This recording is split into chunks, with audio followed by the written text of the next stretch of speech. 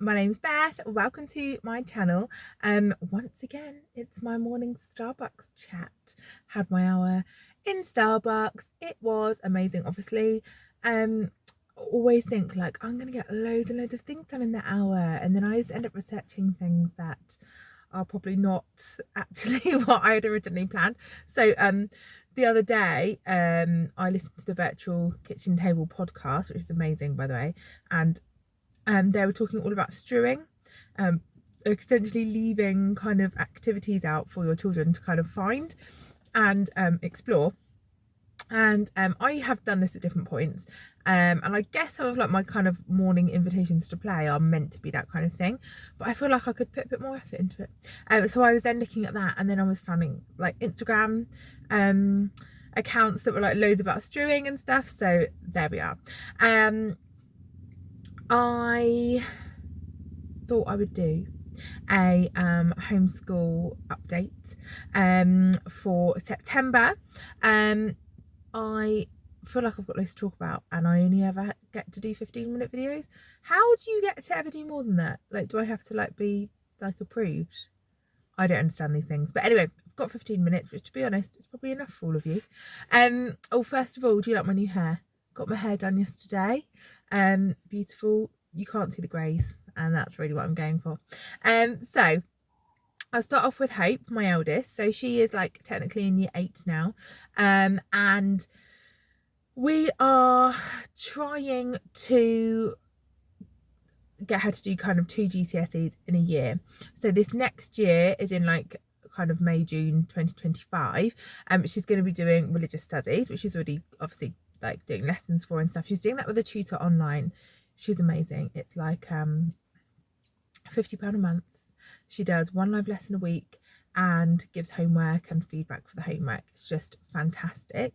That's the kind of level I'm wanting. So the story is, we then were expecting her to do her maths GCSE, which Josh, my husband, is teaching her. He loves maths. He's really good at it. And she's doing really well. But he's like, actually, he won't have finished teaching the whole content until kind of April, May, which doesn't actually give her a lot of time to revise. So we're like, right, we don't have to rush these things, which is the lovely thing about homeschooling. Let's wait for another year then. She can then revise for a whole year, all the subjects that she particularly struggles with, and then she can go in and it like has a much better chance of getting a better grade. So that's what we're going to do. And so I was like, well, maybe there is another thing that she can do now in the next kind of 9-10 months, like another GCSE, because obviously if you're at school, like you do essentially 10 GCSEs in 2 years. So I'm thinking, well, she can do like essentially two GCSEs in 1 year. Surely that would be able to do that. So I was like, well, what's meant to be the GCSEs that are kind of less kind of content and like I don't want to say easier, because they're all like difficult in their own way. GCSEs are hard, but not quite so taxing. So I thought, let's do food tech, which is now called food preparation and nutrition. When I did it, it was called home economics. So I don't know. Anyway, so I couldn't find a tutor because we'd only really discussed this, me and Josh, at like the end of August. So then I was like, oh my goodness, what do I do? So I was looking around for a tutor, but everyone was full. There aren't many tutors for it anyway. So then I was like, that's fine. I'll just get the books and I'll teach her. But then I was looking, because like 50% of it is practical. So I was looking around, what do I do about the practical element? How do we do that as a private candidate? So I wrote to the school that I want her to take the exam at, and they said, no, we can't offer you the practical element. I was like, okay. Then I've been looking around things, and then I came upon this thing on Facebook, and it said something about a group, like some kind of group, and it said, first of all, read this, and it took me to this like wiki, fandom wiki. What is that? But anyway, this page, and it said you cannot take the food preparation and nutrition GCSE as an external candidate, as a private candidate, or whatever you're called.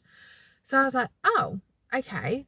Well, I guess that kind of makes sense with the whole practical side. But then I'd read other things about doing the practical, but making sure you take the pictures and clearly labeling them, or make sure you have a video. And like, for example, she's done her music theory online, and you have to like scan the room with like your computer camera. And then you have to have the camera on the whole time you're doing the exam, so that they could watch it back and make sure you're not cheating. So I was like, why don't they do it like that? Anyway, then I saw another Facebook group the same night that said, Facebook group for children doing AQA, whatever it was, food preparation and nutrition course as a private candidate. So I thought, well, there's a whole group for it, so you must be able to do it. It's one of those closed groups, so I've requested to join. That was like 2 or 3 days ago, and they haven't actually accepted my request, which was so annoying because I'm like, I just want to look on the page, please. And so I'm like, so you can do it then if there's a whole group for it. Anyway, I ended up looking at like other tutors online and just like tutoring agencies, and then I had one of them email me back and say, oh, actually we can do that because all of them can do it. And so I spoke to them, and she said, well, I actually do chemistry, but it's a similar thing that you will have a practical element, and I can do that. I assess that. So she said, I think you'll be able to do the same with food preparation. Let me put you in contact with another person who does teach it, or could potentially teach it. She teaches it in schools. So I chatted with her last night on the phone, and she said she doesn't know. So she's contacted a couple of people last night. Obviously this is like a Friday night, so that's difficult for her to do. She contacted a few people last night. They said no. So she actually isn't sure if it's even possible to do it. Then she said, if you want to do it in a year, you've got to have 2 lessons a week at £55 a lesson. I can't afford £110 a week for the next 9 or 10 months for her to do a GCSE. Like, that's insane. But it also makes me think, that's not really fair for homeschool children. Like, they can't do the GCSEs that they want to do. Surely she could just go into like a school or an assessment centre and someone could assess her doing the practical. It just makes absolutely no sense to me. So I'm just really confused, really, and I obviously will now find out, hopefully within the next few days, what we can do. If not, I've been on the £2 tuition hub, and they do English language GCSE. It's a 2-year course, but at least we're starting something else, because I feel like we're in a bit of a limbo at the moment, which is just really frustrating. And if you can't do it, I feel like I'm going to campaign that you should be able to do it, not for Hope, but for other children. Like, that just seems really unfair. So you can only do a certain number because the government hasn't got their act together? I contacted like our local home ed team, like from the council, and even they were like, yeah, we can't help you here. And I was like, right, so you'll like harass people to get all this information because you want them to give their children a full-time education, but then you can't actually help me with when I have a question. Like, it's just really confusing. Anyway, so that's Hope. Apart from that, she's doing really well. She's loved getting back into the routine of studying, and yeah, it's really nice. She's got into a really nice rhythm there. Sam, well, our homeschooling has slightly changed because I'm now homeschooling my littlest, and it has slightly changed the dynamics, as you would expect. Also, we haven't got kind of the run of all of our house because we're still having our extension done, which is taking a very long time. The rest of the flooring is being done today, and then it will be done inside, and we will have our house back, and that will be so lovely because it's been really hard without just the kids being able to kind of freely go upstairs or use all the rooms. And it means like our other rooms, we've got extra furniture in our like dining room, like we have like a dining room lounge type thing, and so it's just been really cluttered because all the other furniture's been in there, and it's just a bit crazy. We've got people in and out all the time, and I feel like he hasn't been quite as settled, and he's found that harder.